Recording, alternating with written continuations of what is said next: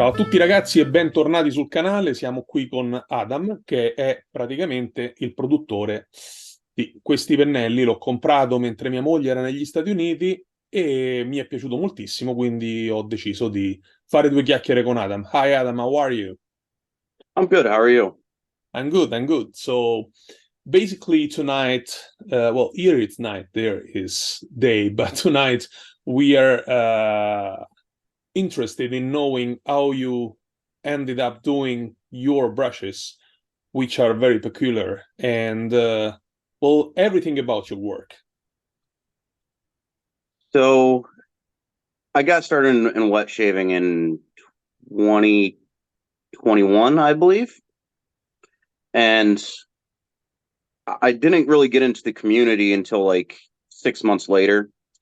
And once I got into the community, like I got into the community around October and I saw all the holiday releases for Halloween and Christmas. And then I started seeing all these giveaways, the community giveaways. And I was like, I want to be a part of that. I want to contribute to the community. And kept seeing like all these soap makers pop up, and that's not really my area of expertise. I'm a craftsman by trade. I install boilers in houses. So I was like, well, I work with my hands. What can I do? And I started looking at different things, and I was like, a lot of brush makers are making these really cool brushes. So I started looking into that, started talking with a few other brush makers, and I started developing a list of the tools and stuff I needed to get started. So last July, I acquired all my materials to get started, all the tools to get started, and I started turning brushes behind the scenes for about 6 months before I went public with it.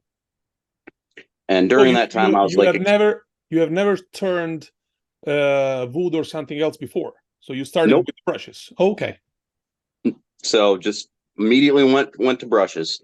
I mean, I have a few other ideas that I would like to put into practice, but that's down the road. I'm still building my workshop, so I still have a lot of tools that I don't have at my disposal. Like I want to get into the hybrid wood and resin handles eventually, but that's Mhm. another setup that's going to cost money that I don't always have the funds for. Just trying to restock and keep things at a fair market price is what I'm going to call it, because there's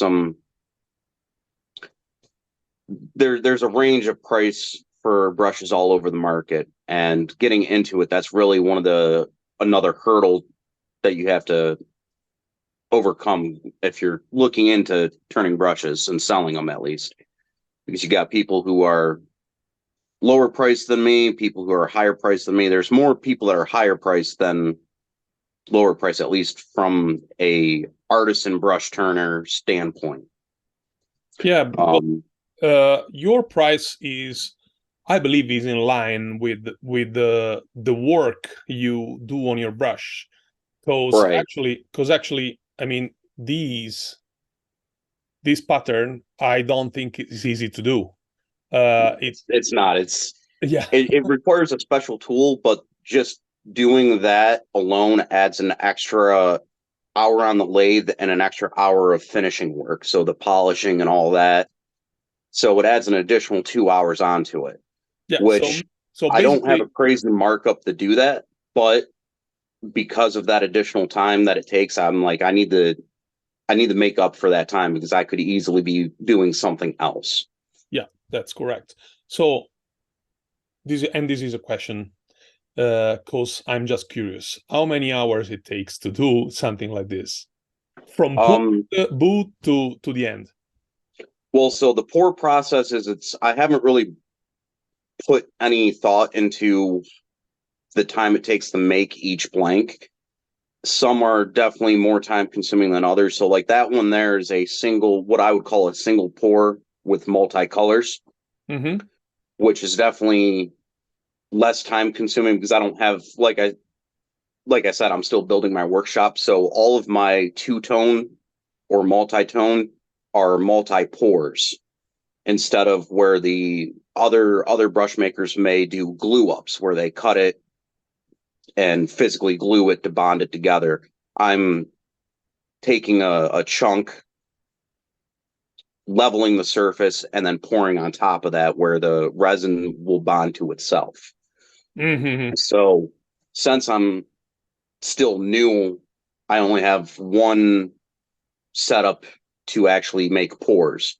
So when I do multi-pours, it actually takes a couple of days for me to come up with the blank versus a single pour. Once I pour it, just got to let it set up and cure, and it's good to turn. So to answer the question on that particular, so after the pour and the setup, if I don't do that spiral cut, I'm around 2 hours from start to finish on the lathe, cutting it and polishing it and doing all the finish work on it. Setting the knot generally only takes 10 minutes of actual work, but I do have to hold it in place and make sure that it doesn't shift, which isn't too much longer. And I don't really, I'm not a business guy, so I'm doing this more as a hobby, but I have to run it like a business. Yeah, I understand. And as long as you're doing it as a hobby, you actually don't have a website yourself. So Right. The purpose also of this Zoom call is also to make all the Italian possible customer, well, possibly customer from everywhere in the world, but make them aware about where to find your brushes. I did find you on Instagram. Right. So that's the only platform I'm really active on. I'm not a big internet person. I keep a lot of my personal life personal and off the internet. So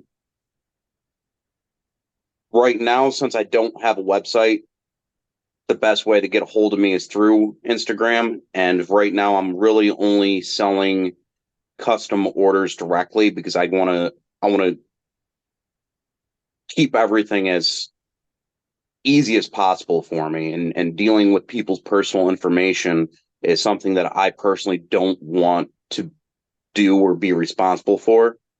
So I tried to keep just random orders to a minimum. And the way that I've done that is I sell most of my work over to Andy at the wet shaving store located in California. He doesn't have a brick and mortar shop, but he is a online retailer. So let's talk about the shape of your brush. So I took here a couple of brushes to compare, and it's not to compare the shape, because the shape, of course, you can like it or dislike, but to compare the dimension, because this is usually what we are used to in Italy. As you can see, is a lot smaller. This is a Yaki brush, and this is the biggest Omega we have in Italy, which is this one. And well, is not the biggest handle, is the biggest knot, but yeah, as you can see, are a lot smaller than yours. So when I got started, I was first making smaller, chubby handles, and it seemed like a lot of people weren't buying that. And looking at other artisans, at least in the U.S. market, everyone seems to have this relative size that they use. So I just really was working based off of my own collection of what I had, comparing what I was doing and size-wise to what other people were putting out there. And I've had a little bit of feedback on the chubbier, shorter ones that they would like something larger. So since I work with my hands, I have a reality that pretty much anything that every tool in my tool bag that I grab, I have an idea of what feels comfortable in the hand. So that really was the driving factor of at least the bottom part. The top part where you have that, what in wood turning I would call a bead, which is towards the top there, and then the lather guard really came from what I thought would feel comfortable and what would look aesthetically pleasing. Well, in my opinion, this is very aesthetically pleasing, because, I mean, if you look at, I mean, you do look at it, but if our follower look at this part, it looks like a column. It really looks like a column, the base of a column. And actually, when you put your hand here, you have this ridge here that actually make you put the hand in place and hold it strongly. I mean, it's great. And no matter how you take it, you always have space here, down here. Let me see if I can show it. Here is not flat, is actually concave, and when you hold it like this, you have place for your fingers. That's cool. That's actually cool. It impressed me. And so like when I first started and I started doing that, and I'm looking at other brush turners, that was the other driver to my shape, is I wanted to be unique from everyone else. So I was looking at other people's work and I'm like, no one's really doing that. So I'm like, okay, I'm going to try and make that my own and really push that into everything that I'm doing right now. So, I mean, down the road, I'm going to be playing around with shapes again to come up with a variety of shapes to offer.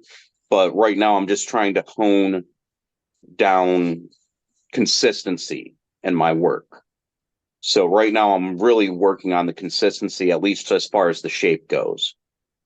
Yeah, well, your work is very peculiar, and to be honest, you know, I choose a synthetic knot, and this knot is the same knot that they use for il Marchese here in Italy, which is actually the knot which is more similar to Badger. It's very high performance knot. So this justify, and more than justify, the whole price of the brush, and you know how much effort you put to get this shape, etc. And besides that, I did like the fact that this has the opportunity to glow in the dark. So it's something cool. So the glow in the dark was when I got started. I ordered a sample pack of mica pigment to work with to figure out what colors I liked. So I had a huge variety to pick from. So getting started, just playing around with colors. Like I'm still playing around with colors. I don't have any set rule of what I'm going to do. But then a little more background behind me. Back when I was younger and I was pursuing my education, I did a few classes doing auto body, and I worked with paint and blending colors. So I had a little bit of idea of like an artistic side behind the colors. Not that I'm a well-known artist or anything, but I had an idea of like what things kind of work together, and I have my own thoughts in my head where I'm like, okay, well, I think this would look really cool. So a lot of it is trial and error behind what I like. But even then, like when I post on Instagram something that I did newer, getting other people's feedback, because everyone's different. They have different colors and different thoughts. So going back to the glow properties of the ones that do glow, that was another thing that when I see other people doing a glow brush, they'll do a solid chunk a lot of the time. I'm like, you know, that would be really cool if you can make a pattern when it's glowing and when it's not glowing. Yeah, I didn't have the opportunity to make it glowing because I don't have a UV light, but I will buy one on Amazon. I already found it, so. Well, you could also, like, if you have a sunny day, just take it outside and let it sit in the sun for 5-10 minutes and it will glow. I don't have a time frame for how long it will glow. Yeah. I haven't really tested that, but the sun in a UV light is the best way to charge the glow powder. Yeah, well, in here now is totally winter. I live in a place where it's cold and we don't have very many sunny days now. So I hear you. yeah. Sunny days are hard to come by for me too right now. So Yeah, yeah. Yeah. So how do people can order for you? Because we have been talking about where they can find you, but not where they can order for you from you. so like I said, most of the direct orders would be a custom order. So with that, I look at the custom orders more so as a challenge to try something new. But it's fine to be like, hey, I'm just looking for these colors. So most of the custom ordering would just be message me on Instagram with what you're looking for. Um, if you're just want one of my brushes, the best place would be to go to the wet shaving store online. Ok, so just to recap in Italian for a second. Allora, ragazzi, se volete ordinare un pennello di Nameless Works, che è fantastico, oggettivamente fantastico, lo potete fare o tramite The Wet Shaving Store, che è un sito online ben conosciuto negli Stati Uniti, ma tutto sommato anche in Italia, oppure direttamente contattando lui su Instagram e facendo un ordine custom, cioè chiedendogli esattamente che colore volete e casomai che modifiche nella forma volete, come ho fatto io. Okay, so is there anything that you wanna, spit out like, I don't know, spoilers or something for the future or way ahead?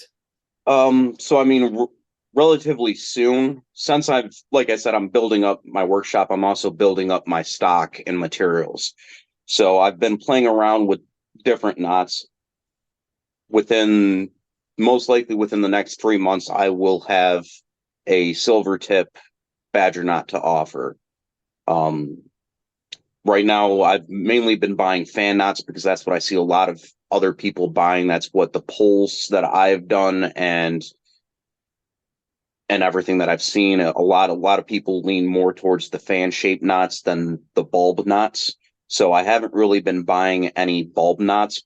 But if you follow me on Instagram, you'll notice that I've been testing lots of knots personally.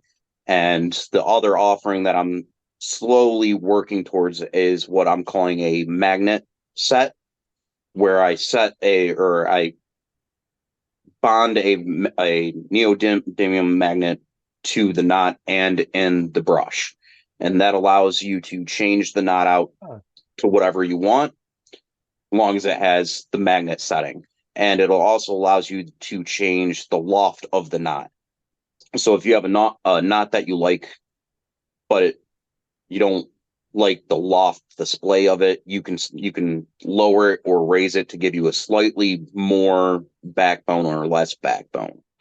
I personally see the magnet setting potentially to become a new stepping stone for the brush makers out there, because it allows the brush makers to step back from the hype of a particular knot and focus more on the handle and the craft that they're actually putting in, because a lot of the knots out there, they're not tying them themselves. But the reality is, the knot that I'm using, I didn't make it. I'm wholesaling my knots. So I'm not looking to upsell on a knot. That's not what I'm doing, especially because, like I said, I'm a hobbyist operating as a business in that sense. So I'm not trying to make money on the knot. That's not where my time's involved at. But I do want to offer knots that people like and enjoy. So by not having to focus on what knots I'm using as much, I can focus more on my craft. Yeah, well, on the other hand, what you said is also convenient for the customer, because he can buy more than one knot and just one handle that he loves, and then switch it, which makes sense. Absolutely. But Or I have even for shave of the days where they have multiple handles and they have one knot that they like. They don't have to continuously pay that charge for another knot. They can just be buying the handles that match the sets that they like. Yeah. And besides that, I would like to tell you that, well, I realized that there in the States, most of the wet shaver prefer fan shape. Well, I'll tell you what, here in Italy, we prefer bulb shape. So you better buy it to fulfill order from here. Well, there are people that buy fan shape, but I used it, and in my opinion, the fan shape is made for lather in a bowl and then put it on the face. What we Hmm. do, because in every part of the world they do stuff differently, we just take the soap and then start to a lot. Right. And in this case, the fan shape works a little bit against you because it tends to block the brush to turn. But yeah, Right. just to tell you. Well, like I said, it's a growing process for me. So it's not that I don't want to offer bulbs, but until I have a website and I actually have a easier way of fulfilling orders, I kind of have to stick with what what the popular choice is.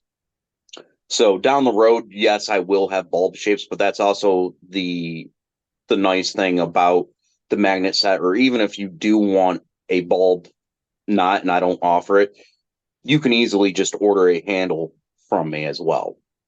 Once I send something over to the wet shaving store, the knot is set in it, and that's what it is. But if you want something different, even if I don't offer it, the best way to obtain that would be just custom ordering a handle, and either you can order a knot and set it yourself, or tell me what knot you're looking for, and I'll look into obtaining it. Now, Yeah. Well, unless there is something else that you wanna put on the table, has been a real pleasure to talk with you, to get to know you, and to understand how you came up with this shape, and most of, above all, how people can get your products here in Italy. yeah, it was a fun time.